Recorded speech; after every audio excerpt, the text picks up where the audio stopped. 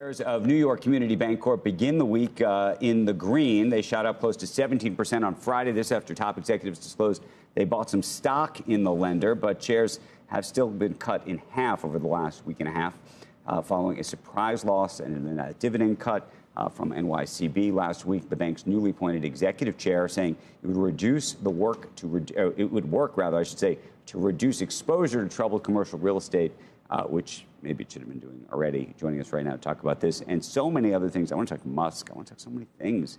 Jay Clayton is here, former SEC Chairman and CNBC contributor. Let's start, though, there, which is how concerned should the market be about banks, broadly speaking, this bank in particular? Okay. Going back to market regulation to avoid systemic risk. Look at it in three ways. Sort of broad systemic risk, the FSOC, the Financial Stability Oversight Council. Is the difficulty in commercial real estate going to transmit to the rest of the economy, circa 2008? Okay. People are looking at that. Next level down is commercial real estate stress in the banking sector. What's going to happen to individual banks? There are problems. Okay. It's not at the top. It's not at the top of the stack. It's much more in the 1 billion to 10 billion banks who have an outsized proportion of CRE. Okay.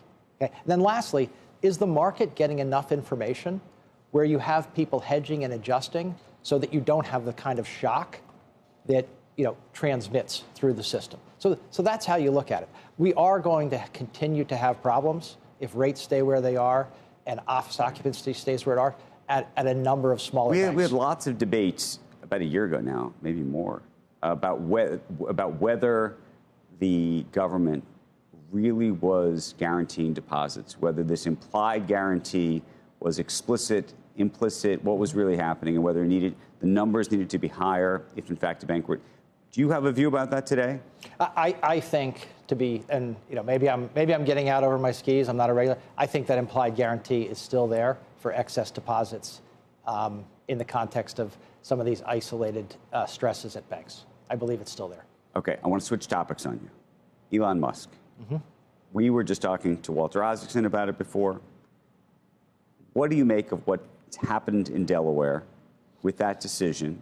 What would have you done? By the way, you have been at odds with Elon Musk over the years. And what do you think is going to happen to Delaware as a result of that decision? Well, let's start with the decision itself. Okay. Why is Delaware the home for many corporations? Because it's predictable, and when you look at things in hindsight, and almost all court actions are looking at things in hindsight, Delaware generally doesn't second guess. Okay. And they don't second guess on two levels. But they just did. Well, that's really the issue here. Okay. If the substance is right, you ought to be fine. If the substance turns out with hindsight not to be right, then you look at whether you followed a good process. Some could criticize this decision as saying, because the process was flawed, it really doesn't matter whether the substance was right or not. And those directors, I think those directors honestly believed that they were making a good bet with shareholder equity. So here's my question to you, though. So part of the argument that the judge made, effectively, is that the process was problematic because the directors unto themselves were not independent, and therefore their endorsement, effectively, and negotiation of this deal was not independent, and therefore the proclamation that this was a good deal, which they told shareholders, misrepresented something, and therefore shareholders were voting with bad information. That's basically that's a very good description. The way they've described it. Yeah. Okay. I have a view, which is that the public understood that this board was not as independent as maybe you'd like it to be. But my real question is, if that is true, where is the SEC? Oh, where is the SEC on whether the board is as independent? Meaning if the board really is not, if this is really not an independent board, if that is actually at the crux of the matter here, where was the SEC 5 years ago?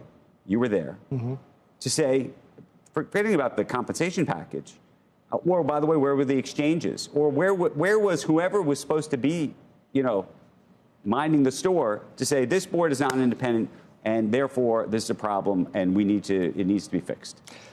That's an interesting question. The SEC is largely a disclosure agency. were these people honest in disclosing whether they were independent or not would be a question for the SEC. Yeah, except that this judge has decided, by the way, that they were not honest. That they were not honest in describing their relationships around this, what I would say is compensation decision. In terms of, well, I would say even more broadly, she's making the argument that she doesn't believe they were ever independent. I'm not saying that I agree with her. I'm just saying it is what it is. The requirements are a little technical. You have to have a fully independent audit committee. So the question of whether they have a fully independent audit committee is sort of the first one. The question of whether the board was, each member independent for New York Stock Exchange or NASDAQ exchange provisions may be different from the judge's view on whether they were independent in making this type of decision. So what happens now? What happens now? Yeah.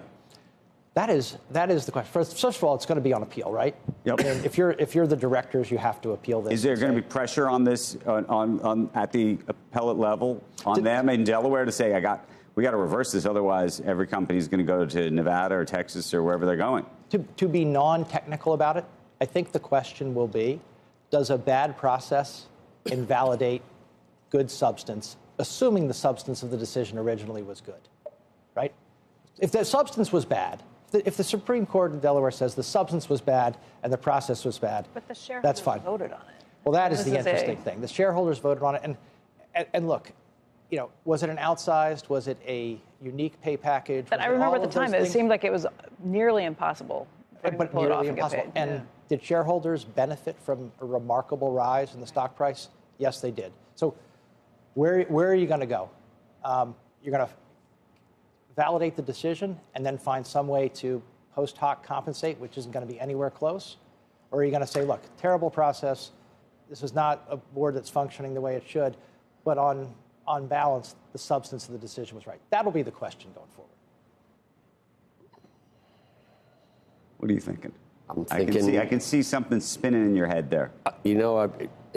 Ever since the flamethrower, I always think Elon's give him a thumbs up.